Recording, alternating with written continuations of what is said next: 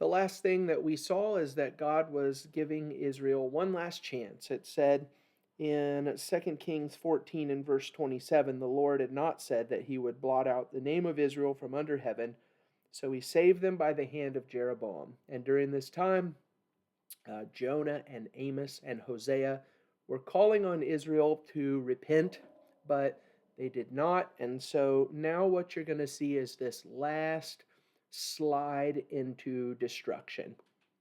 So let's go ahead. Oh, let me leave the slide up there for you, the timeline. I want you to notice something. We're going to feel this. Up to this point, we are currently in Jehu's dynasty, which you can see because of the superscript number 6 after Jehu's name, that Jehu's dynasty goes all the way through Zechariah on the downhill slide. But look at all of the dynasty changes that we're about to look at. This is the primary reason why I want to know about dynasties, because it's just, look, Shalom 7, Menahem 8, Pekah 9, Hoshea 10. All of these dynasty changes, I want you to feel the total chaos in Israel during this time. It's just one king getting killed after the next, and this is the downward slide into total destruction. So let's go to our Bible. We'll pick up where we left off, 2 Kings chapter 14. I'm not going to mark verse 29, but I want to show you. Jeroboam, this is Jeroboam the second. Jeroboam slept with his fathers, the kings of Israel, and Zechariah his son reigned in his place. I'm not going to mark Zechariah there because it's just a mention. We're not to the full treatment yet, but for that, let's go down to chapter 15 and verse 8. I'll just scroll. This is where I'm going to mark him and note him. Verse 8. In the 38th year of Azariah, king of Judah, Zechariah the son of Jeroboam reigned over Israel in Samaria for 6 months. Look at that. That's not very long. So let's highlight Zechariah in red because he's a king in Israel. And we will say that he is number 15. But we're not going to mark any dynasty change just yet. He's only king for 6 months, though, so we know that something bad is coming. Let's just go ahead and read, since the next one happens pretty quick. In verse 9, he did what was evil in the sight of the Lord, as his fathers had done. He did not depart from the sins of Jeroboam, the son of Nebat, which he made Israel sin. Shallum, the son of Jabesh, conspired against him and struck him down at Ibleam and put him to death and reigned in his place. So in verse 10, Shallum is going to get a red highlight, and we're going to put something extra in the note here. We're going to put number 16 and comma 7th dynasty. So it's a downhill slide from here. This is just total madness. Zechariah's king for 6 months. He gets killed by Shallum. Shallum is the king now. Let's jump down to verse 13. Shallum, the son of Jabesh, began to reign in the 39th year of Uzziah, king of Judah, and he reigned 1 month in Samaria. So I hope that you feel the chaos. I'm just going to keep saying that over and over again. This is what decline and destruction at the hands of God looks like. He reigned for 1 month in Samaria. Then Menahem, the son of Gadi, came up from Tirzah. Remember Tirzah? That was one of our first capitals of Israel. He came up from Tirzah and came to Samaria, and he struck down Shallum, the son of Jabesh, in Samaria and put him to death and reigned in his place. So in verse 14, Menahem is going to get a red highlight. I'm going to write number 17, and I'm going to write 8th dynasty. Jump down to verse 22.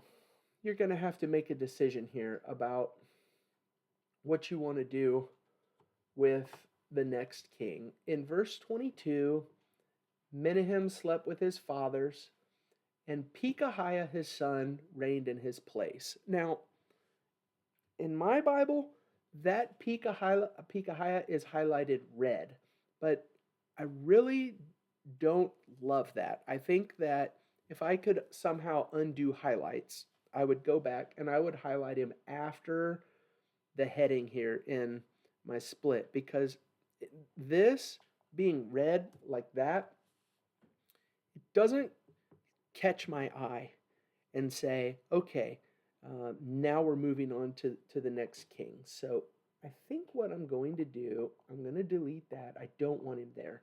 In verse 23, in the 50th year of Azariah, king of Judah, Pekahiah the son of Menahem began to reign over Israel and Samaria, and he reigned 2 years. So it's better than 6 months. It's better than 1 month, but 2 years is not really that long. So let's go ahead and mark Pekahiah here. In verse 23, I'm going to write number 18, and that's it. He is the son of Menahem, so we're not going to start a new dynasty yet. But it doesn't last very long. Verse 24, he did what was evil in the sight of the Lord. He did not turn away from the sins of Jeroboam the son of Nebat, which he made Israel to sin. And Pekah, the son of Remaliah, his captain, conspired against him with 50 men of the people in Gilead, and they struck him down in Samaria, in the citadel of the king's house, and they put him to death and reigned in his place. So in verse 25, Pekah, oops, 1 second, I got to undo that. I don't want to highlight it, I want to make a note. Pekah is going to get a red highlight. He's a king in Israel.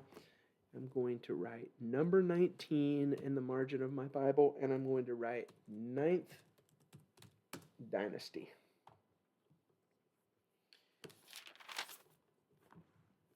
In the days of Pekah, the king that we're on right now, look down at verse 27. Let's go to 29 for the sake of time.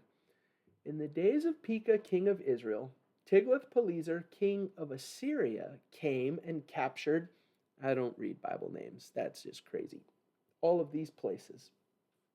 And he carried the people, at the end of verse 29, he carried the people captive to Assyria.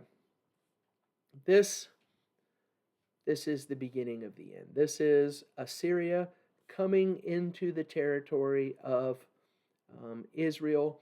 And they're not only fighting, they are asserting force and taking captives and carrying people out of the land. And so I like to know that. I'm just going to take Tiglath-Pileser, king of Assyria. I'm going to give him a yellow highlight. And he carried the people captive to Assyria. So it's not probably difficult to imagine what happens. The people in the land of Israel do not like that Pekah, who is their current king, is allowing some foreign king to come in and carry prisoners off. So verse 30, here's the response.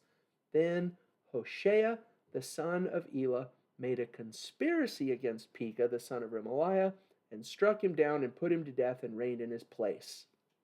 So in verse 30, this is the last of the kings of Israel who are going to get a highlight. He's going to be king number 20, and he's going to be the 10th dynasty. One of the things that I said very early on, whenever we were looking at the north, is you might want to not number Tibni as one of the kings in one of the dynasties because, you know, he didn't last. It's kind of like, would you count Jefferson Davis as one of the presidents of the United States? Probably not. But I went ahead and I numbered him because I want to know that he's there, and he lasted for a good long time anyway.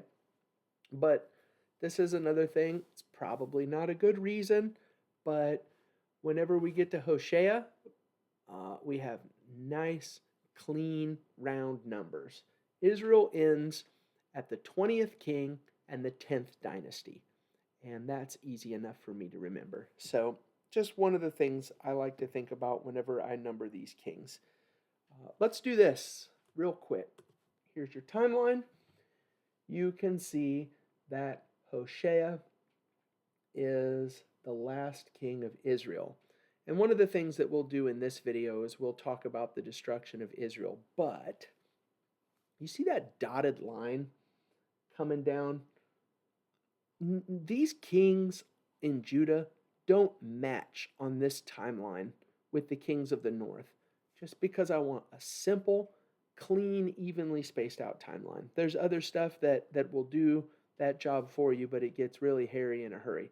But this timeline has a dotted line, and eventually Hezekiah is going to be listed underneath that dotted line. Hezekiah is the king of Judah at the time of the destruction of Israel. We'll do more about that whenever we get there.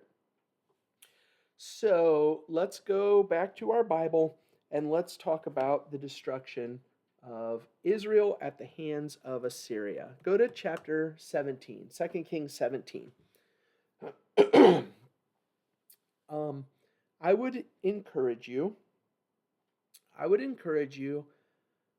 to remember this chapter. There's a handful of chapters in the Bible that are just super, super important and worth remembering. You don't have to memorize the whole chapter, but plug it into your head and put a sticky note on your mirror where you brush your teeth for however long you need to remember this. 2 Kings 17 is the chapter where the northern kingdom of Israel is finally destroyed. So let's look at that. Chapter 17 and verse 1. In the 12th year of Ahaz, king of Judah, Hoshea, the son of Elah, began to reign in Samaria over Israel. I'm just going to highlight him red. We already did the full treatment back in chapter 15 and verse 30, but I want to see he's the king when this is happening.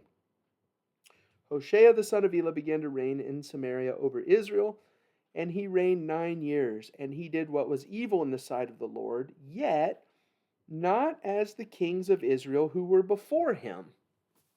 I keep saying this over and over again, that this series of lessons and highlighting, this is about structure and learning the kings and the timeline and keeping everything straight and be able to teach it with somebody else. It's not about the lessons that you're going to do, like a class or a sermon where you say, here's the king and here's the lesson that goes with it. But I can't help myself. I'm going to go ahead and highlight this, and I'm going to put a note. I've got a note in the margin of my Bible. At the end of verse 2, we've got Hoshea, and it says, yet not as the kings of Israel who were before him. I'm going to highlight that text yellow. I want to see it in my Bible. And I'm going to write this in my Bible. Think about this. Hoshea was bad, but not as bad as all these losers in the timeline before him, and especially not as bad as everybody since Ahab. So our text tells us Hoshea did Israel, he did evil, Hoshea did evil, yet not as the kings of Israel who were before him. And the note that I have written down in my Bible, this is one of those things that it's important. I like to remember this for myself personally, but I really teach it to my kids. And this is one of those places where would be a good time to do that at the dinner table with your family, or maybe you want to make a comment in church or something about it. Just because you're not as bad as everybody else around you doesn't mean that you're good to go. You don't have to be as evil as Ahab to be not right in the sight of God. So I wrote this in a pen next to that text in the margin of my Bible.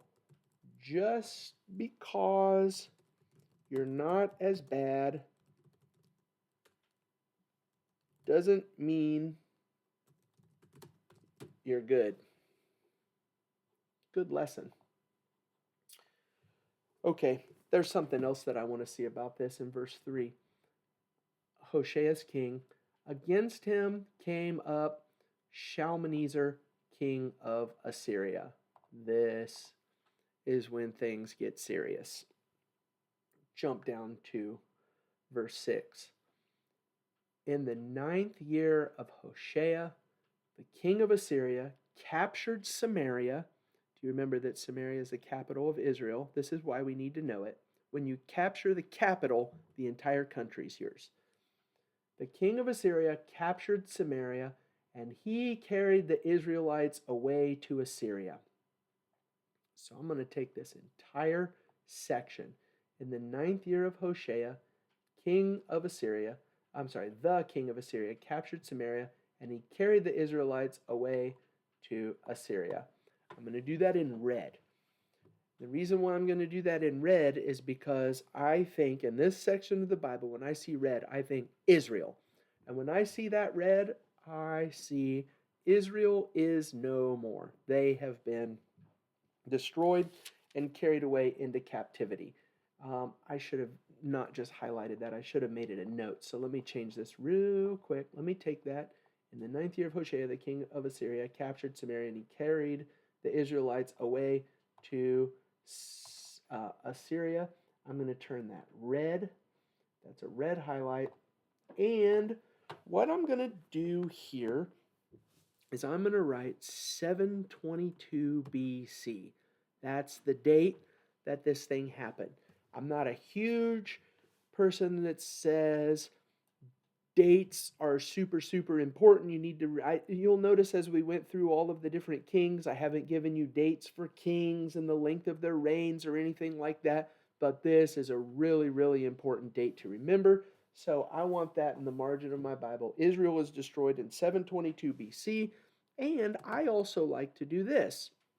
You remember the split between Israel and Judah happened in 932. That means that the nation of Israel lasted for 209 years. 209 years of Israel. I don't have anything marked here, but I would do this. Please, if you're marking up your Bible and you're reading through this section, just read all of chapter 17. Super important chapter. There's lots of great lessons. But look at verse 7, just real quick. This occurred. Israel was destroyed because of this. This occurred because the people of Israel had sinned against the Lord their God, who had brought them up out of the land of Egypt from under the hand of Pharaoh, king of Egypt, and had feared other gods and walked in the customs of the nations whom the Lord drove out before the people of Israel.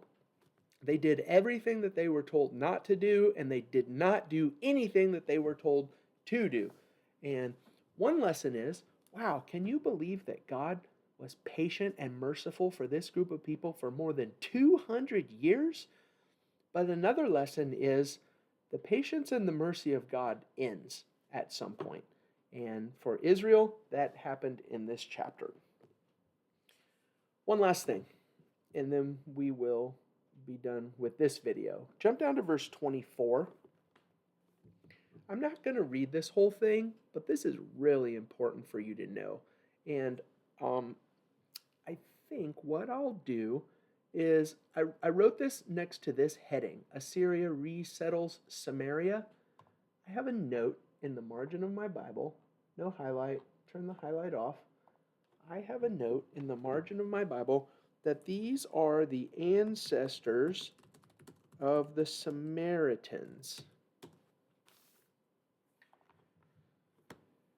So when we get to the New Testament, the Jewish people despise the people of Samaria. They won't even walk through their territory. They take an extra long road when they want to go to Jerusalem because the Samaritans are gross and disgusting and sinful, and we don't like them and want anything to do with them. Well, that all starts here in this chapter. Oh, I should also say this.